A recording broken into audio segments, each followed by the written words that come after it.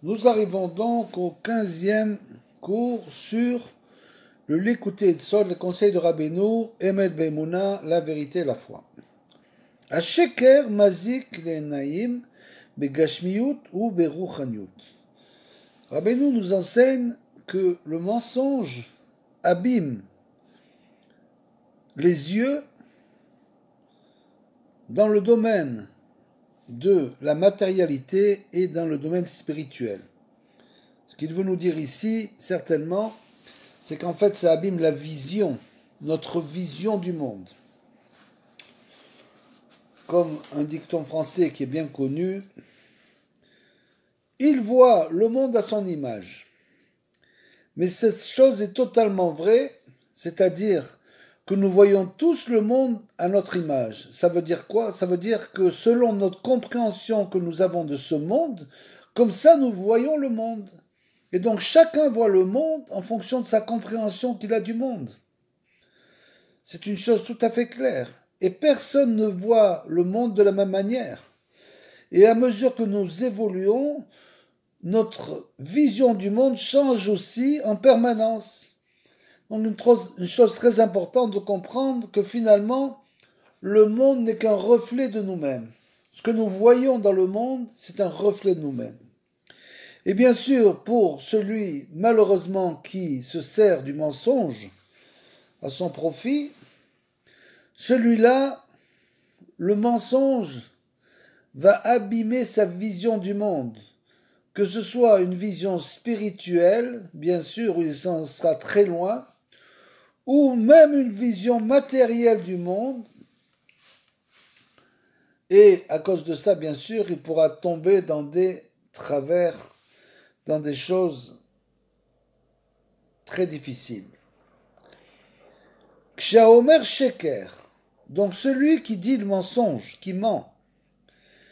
Mitgabrim arichat adamim, le sang devient en quelque sorte pollué, le sang se pollue. Shemisham ba'a marashrora ve'admaot shemekalkelim enav. Et c'est de là-bas que viendra ce qu'on appelle la bile noire, c'est-à-dire que cette personne se fera de la bile sans arrêt, sera toujours dans la tristesse, parce que bien sûr, le sheker, le mensonge, est une chose qui n'a pas de support dans ce monde. Donc ça va aider l'homme dans un instant présent, mais à long terme, c'est sûr que ça va le détruire. Donc il est toujours en train de chercher, entre guillemets, des combines pour pouvoir avoir plus, et à cause de ça, il est tourmenté sans arrêt. Il est tourmenté et dans la tristesse de ne pas pouvoir obtenir tout ce qu'il voudrait obtenir. Chez Michel Ba Marashrora, c'est donc la Marashrora, comme on l'a dit, c'est la bile noire. Vedmaot, et les pleurs, Mekalkelim et Nav, et ces pleurs vont abîmer ses yeux, c'est-à-dire sa vision. Qui ifshar ledaber sheker ad sheyaker et damav, c'est-à-dire qu'on ne peut pas dire de mensonge jusqu'à ce qu'on ait rendu son sang impur. C'est-à-dire une personne qui a des mauvaises intentions et qui pense sans arrêt à mentir pour, bien sûr, tromper les autres, toutes ces mauvaises pensées vont rendre son sang impur jusqu'à ce qu'il puisse commencer à mentir. באמת אי אפשר לדבר כי אם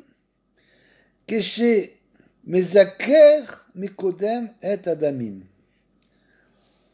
Et en fait, en vérité, il est impossible de parler des paroles de vérité jusqu'à ce que nous ayons purifié notre sang. Ça veut dire quoi? Ça veut dire que nous avons un très grand travail à faire, et ce grand travail, c'est tout d'abord d'avoir des pensées positives, de se contenter de ce qu'on a, de comprendre que le mensonge n'a dans ce monde aucune assise, que ça ne sert strictement à rien de mentir, c'est juste une feinte du baldavar, du Yetzer Hara, et qu'il faut se contenter de ce qu'on a et ne pas mentir en aucun cas. Dès l'instant où l'homme prend cette résolution, petit à petit, il va commencer à purifier son sang jusqu'à ce qu'il en arrive à ne plus mentir du tout. Et il pourra après parler. Sa parole prendra une forme dès l'instant où il aura purifié son sang et sera dans la voie de la vérité.